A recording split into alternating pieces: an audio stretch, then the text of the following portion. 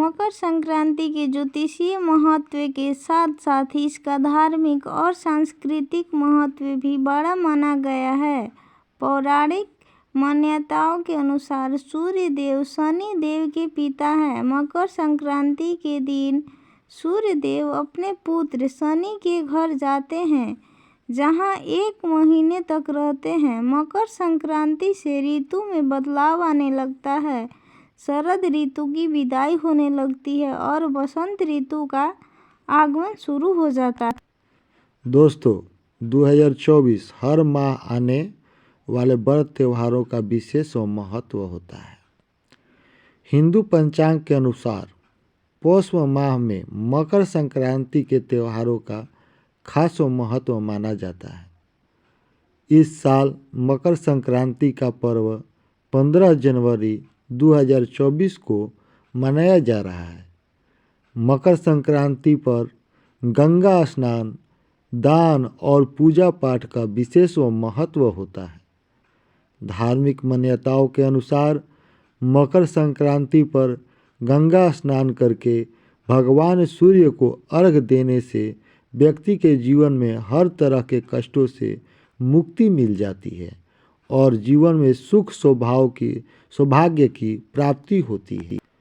मकर संक्रांति को देश भर में कई भागों में अलग अलग नामों से मनाया जाता है। उत्तर भारत में जहां इस त्यौहार को खिचड़ी के त्यौहार के रूप में भी मनाया जाता है, तो कहीं गुजरात में और महाराष्ट्र में इसे उत्तरायण के नाम से जाना जाता है।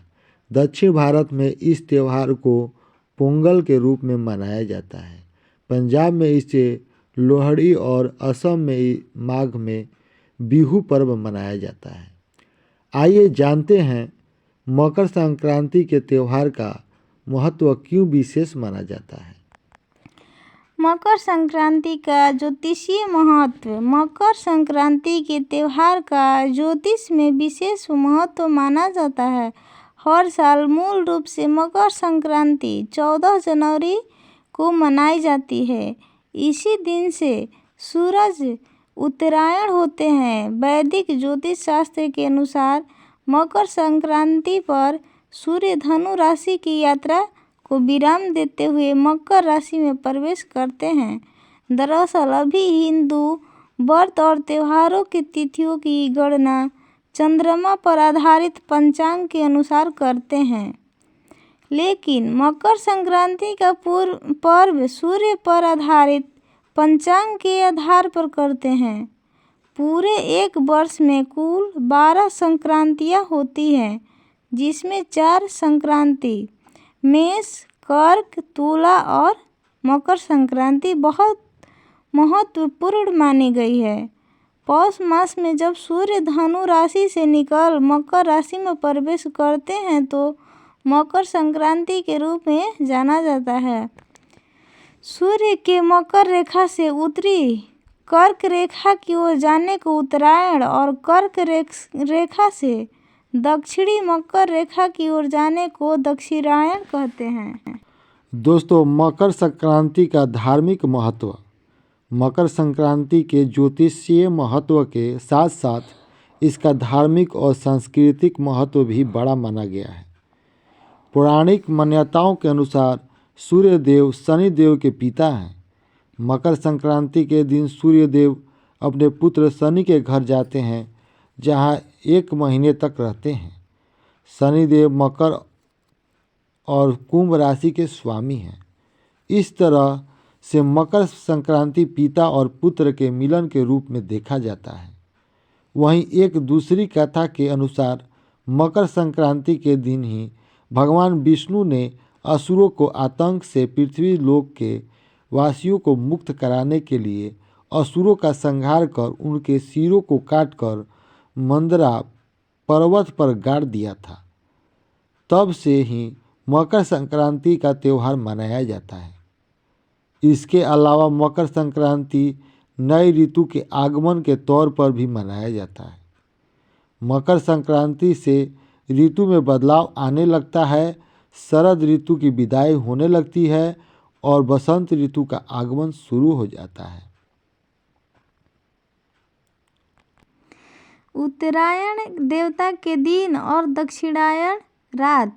मकर संक्रांति के त्यौहार के बाद से दिन लंबे होने लगते हैं और रातें छोटी होने लगती है। सूर्य एक वर्ष में उत्तरायण और दक्षिणायन होते हैं। शास्त्रों के अनुसार उत्तरायण देवताओं का दिन और दक्षिणायन देवताओं की रात मानी जाती है। सूर्य जब दक्षिणायन में रहते हैं तो इस दौरान देवी देवताओं की रात्रि और उत्तरायण के 6 माह को दिन कहा जाता है।